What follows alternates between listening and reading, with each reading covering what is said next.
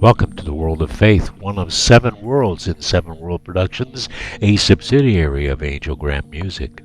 My name is Gino, and I am sole owner of Angelgram Music and executive director of 7 World Productions.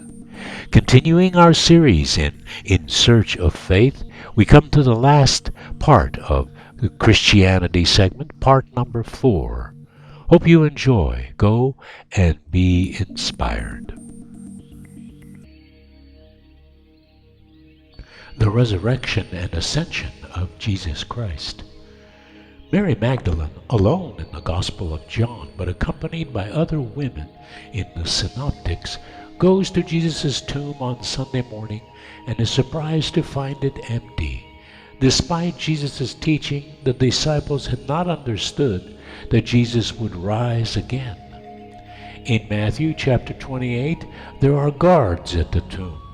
An angel descends from heaven and opens the tomb. The guards faint from fear. Jesus appears to Mary Magdalene and the other Mary after they visited the tomb. Jesus then appears to the 11 remaining disciples in Galilee and commissions them to baptize all nations in the name of the Father, Son, and the Holy Spirit, teaching them to obey everything that I have commanded you. In the Gospel of Mark, chapter 16, Salome and Mary, mother of James, are with Mary Magdalene. In the tomb, a young man in a white robe, an angel, tells them that Jesus will meet his disciples in Galilee, as he had told them, referring to Mark's chapter 14, verse 28. In the Gospel of Luke, Mary and various other women meet 2 angels at the tomb, but the 11 disciples do not believe their story. Jesus appears to 2 of his followers in Emmaus. He also makes an appearance to Peter. Jesus then appears that same day to his disciples in Jerusalem. Although he appears and vanishes mysteriously, he also eats and lets them touch him to prove that he is not a spirit. He repeats his command to bring his teaching to all nations. In the Gospel of John, Mary is alone at first, but Peter and the beloved disciple come and see the tomb as well. Jesus then appears to Mary at the tomb. He later appears to the disciples, breathes on them, and gives them the power to forgive and retain sins. In a second visit to disciples, he proves to a doubting disciple, doubting Thomas, that he is flesh and blood. The disciples return to Galilee, where Jesus makes another appearance.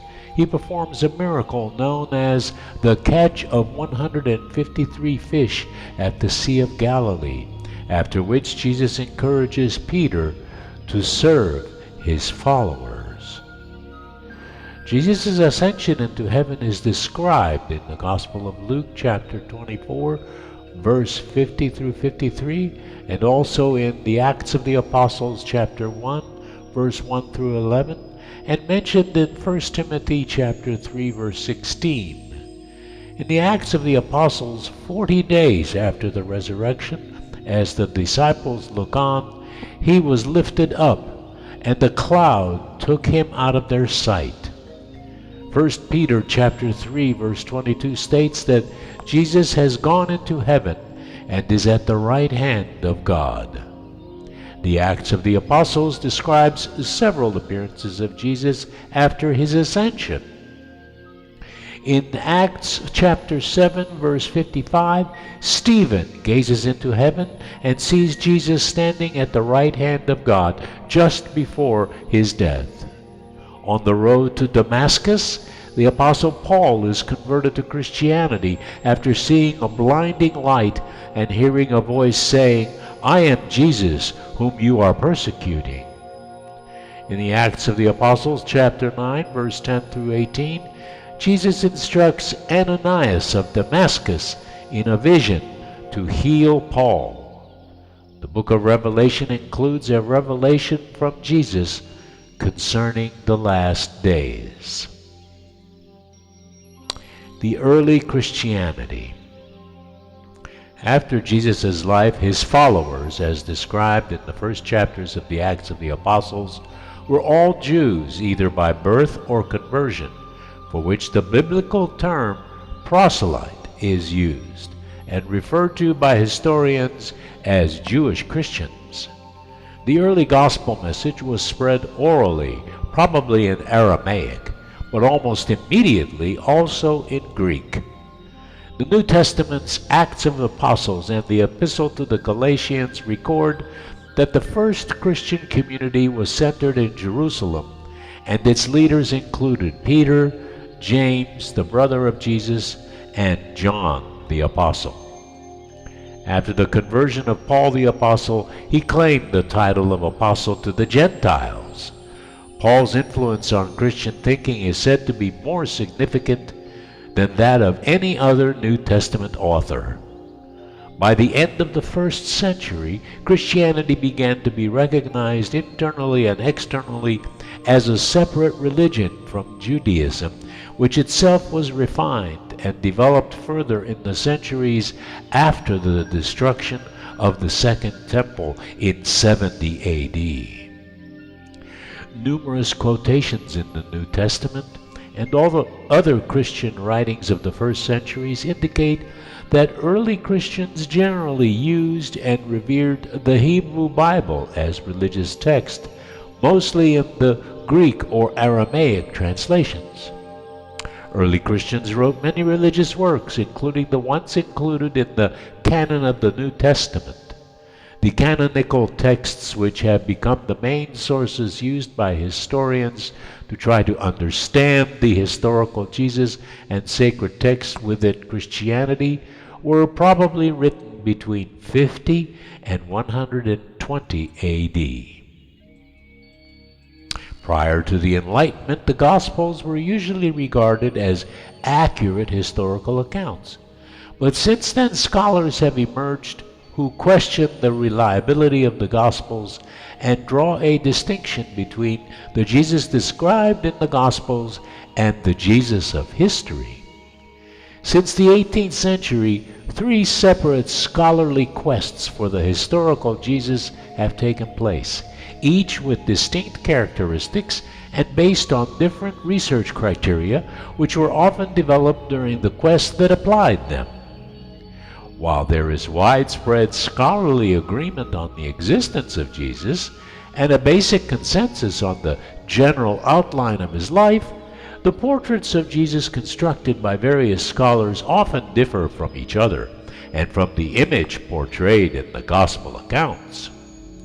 Approaches to the historical reconstruction of the life of Jesus have varied from the maximalist approaches of the 19th century, in which the Gospel accounts were accepted as reliable evidence wherever it is possible, to the minimalist approaches of the early 20th century, where hardly anything about Jesus was accepted as historical.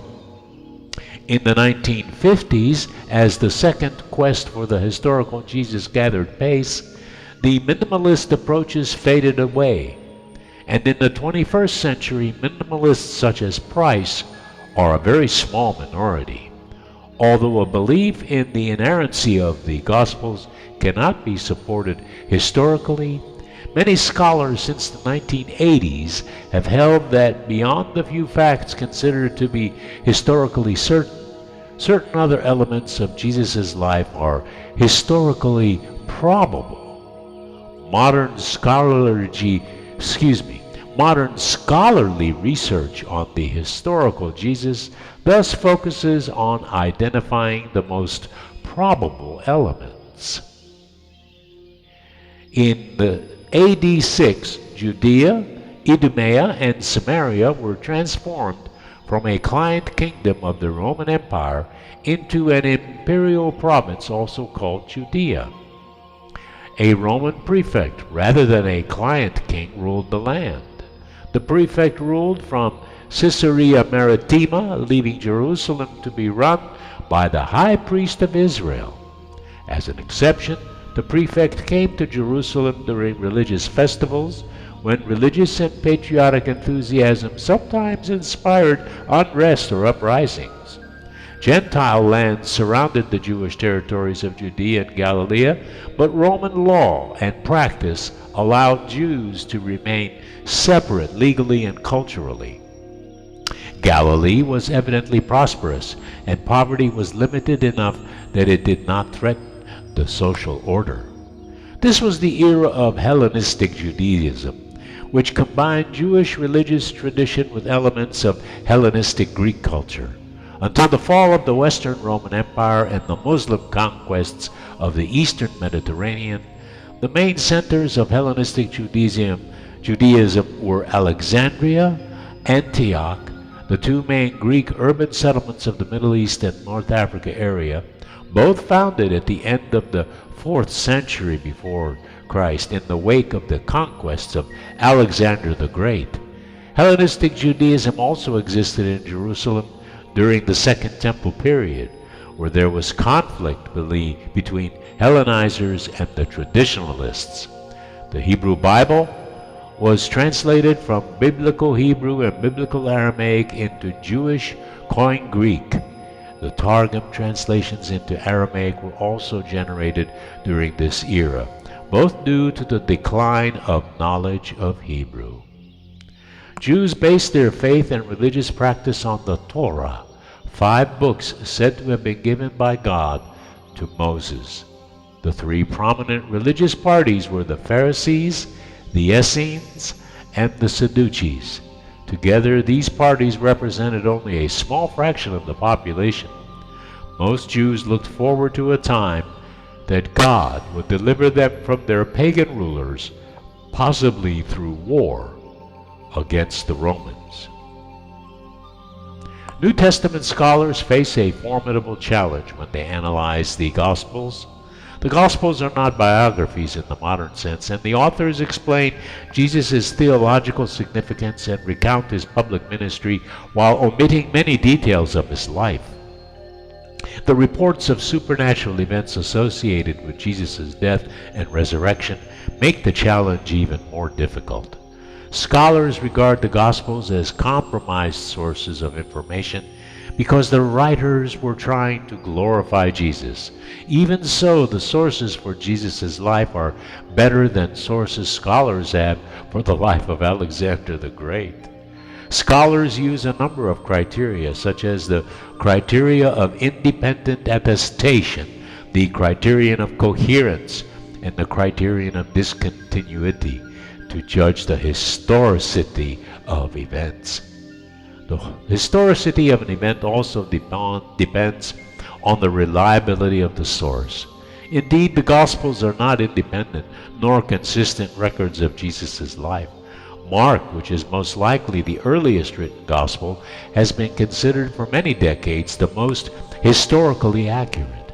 John, the latest written Gospel, differs considerably from the Synoptic Gospels and thus is generally considered less reliable, although more and more scholars now also recognize that it may contain a core of older material as historically valuable as the Synoptic tradition, or even more so.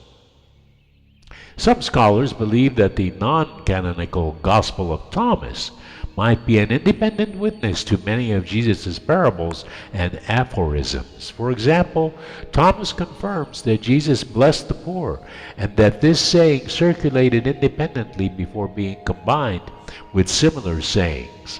However, the majority of scholars are skeptical about this text and believe it should be dated to the 2nd century in the modern era. Others select non-canonical Christian texts may also have value for historical Jesus research.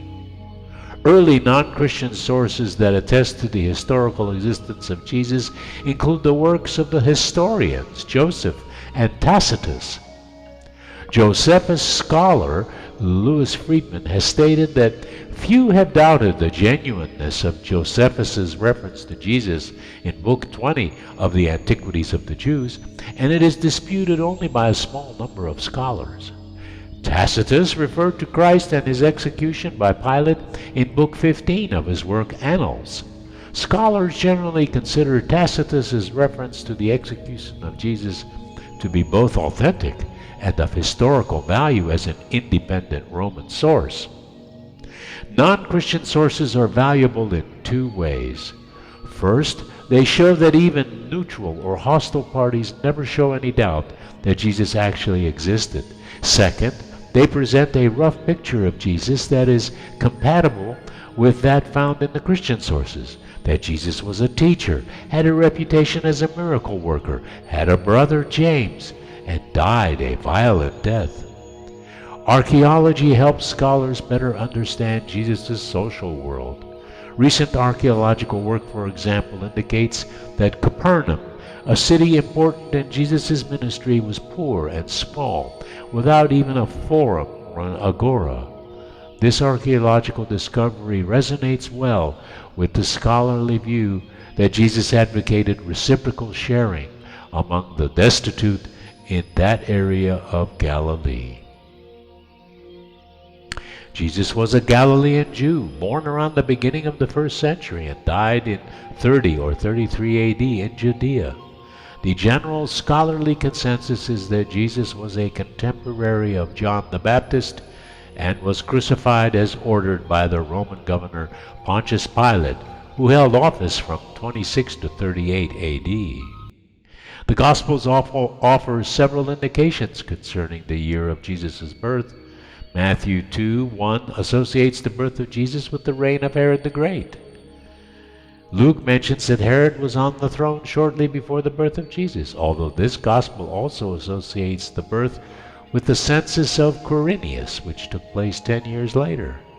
Luke states that Jesus was about 30 years old at the start of his ministry, which, according to the Acts, was preceded by John the Baptist's ministry, which was recorded in Luke to have begun in the 15th year of Tiberius's reign. By collating the Gospel accounts with historical data and using various other methods, most scholars arrive at a date of birth for Jesus between 6 and 4 BC, but some propose estimates that include a wider range. The date range for Jesus' ministry has been estimated using several different approaches. One of these applies the reference in Luke, Acts, and the dates of Tiberius's reign, which are well known, to give a date of around 28 through 29 AD for the start of Jesus' ministry. Another approach estimates a date around 27 through 29 AD by using the statement about the temple in John 2, which asserts that the temple in Jerusalem was in its 46th year of construction at the start of Jesus' ministry, together with Josephus' statement that the temple's reconstruction was started by Herod the Great in the 18th year of his reign. A further method uses the date of the death of John the Baptist and the marriage of Herod Antipas to Herodias, based on the writings of Josephus, and correlates it with Matthew, Mark. Given that most scholars date the marriage of Herod and Herodias, this yields a date of about 28 through 29 AD. A number of approaches have been used to estimate the year of the crucifixion of Jesus. Most scholars agree that he died in 30-33 AD. The Gospels state that the event occurred during the prefecture of Pilate, the Roman governor of Judea, from 26 to 36 AD. The date for the conversion of Paul, estimated to be 33 through 36 AD, acts as an upper bound for the date of crucifixion. The dates for Paul's conversion and ministry can be determined by analyzing the Pauline epistles and the Acts of the Apostles. Astronomers have tried to estimate the precise date of the crucifixion by analyzing lunar motion and calculating historic dates of Passover, a festival based on the lunisolar Hebrew calendar. The most widely accepted dates derived from this method are April 7th, 30 AD, and April 3rd, 33 AD. Next time on In Search of Faith, we'll be dealing with Hinduism. Thank you for listening. Go and be inspired. If you like this episode, click like and leave comments so that we can discuss this further. Also, if you'd like, please subscribe, and that way you'll receive email notifications of future episodes in this world and other worlds. Try out our other worlds, the wonderful world of art, the world of books, the world of food, the world of family, the world of games, and the world of music. Go and be inspired.